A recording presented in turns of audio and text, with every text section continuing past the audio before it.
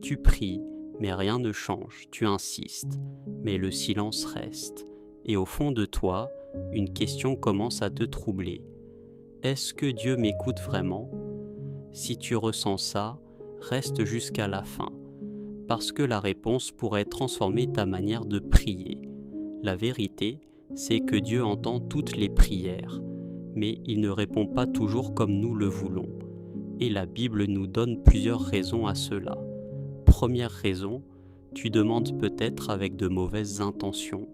Dans la Bible, dans l'épître de Jacques, chapitre 4, verset 3, il est écrit « Vous demandez et vous ne recevez pas parce que vous demandez mal dans le but de satisfaire vos passions. » Ce verset révèle quelque chose de profond. Dieu ne regarde pas seulement tes paroles, il regarde ton cœur. Tu peux demander quelque chose de bien, mais avec une mauvaise motivation. Par exemple, vouloir réussir pour impressionner, vouloir de l'argent pour nourrir ton orgueil, ou vouloir une relation pour combler un vide sans chercher Dieu. Dieu ne bénit pas l'ego, il répond à un cœur sincère. Alors pose-toi cette question, pourquoi est-ce que je demande ce que je demande ? Deuxième raison, le péché peut créer une distance.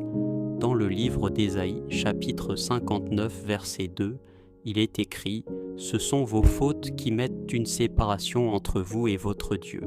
Dieu n'est pas sourd, mais quand on choisit de vivre loin de lui, la relation est affectée. C'est comme vouloir parler à quelqu'un tout en lui tournant le dos. Dieu ne cherche pas seulement à exaucer tes prières, il veut marcher avec toi. » Troisième raison, le manque de foi. Dans l'épître de Jacques, chapitre 1, versets 6 à 7, il est écrit qu'il demande avec foi sans douter. La foi, ce n'est pas ne jamais douter, c'est continuer à croire, même quand tu ne vois rien. Regarde Abraham, Dieu lui a fait une promesse, et pourtant, il a attendu des années avant de voir l'accomplissement, mais il n'a pas abandonné. Quatrième raison, tu demandes en dehors de la volonté de Dieu. Dans la première épître de Jean, chapitre 5, verset 14, il est écrit « Si nous demandons quelque chose selon sa volonté, il nous écoute. Dieu n'est pas une machine, il est un père. Et un bon père ne donne pas tout, il donne ce qui est bon. Parfois Dieu dit oui, parfois il dit non, et parfois il dit attends. Et même ce « attends » est une preuve d'amour. Cinquième raison, le timing de Dieu. Dans Ecclésiaste chapitre 3 verset 1, il y a un temps pour toute chose. Ce que tu veux aujourd'hui n'est peut-être pas encore prêt pour toi. Regarde Joseph. Dieu lui avait donné une vision, mais avant de l'accomplir, il est passé par la trahison, l'injustice, la prison. Pourquoi ? Parce que Dieu préparait son caractère avant sa position. Sixième raison, tes relations avec les autres. Dans la première épître de Pierre, chapitre 3, verset 7, il est écrit « Afin que vos prières ne soient pas empêchées. Le manque de pardon, les conflits, la dureté du cœur, tout cela peut bloquer ta vie spirituelle. Tu ne peux pas demander la paix à Dieu tout en gardant la haine en toi. » Septième raison, une prière sans sincérité.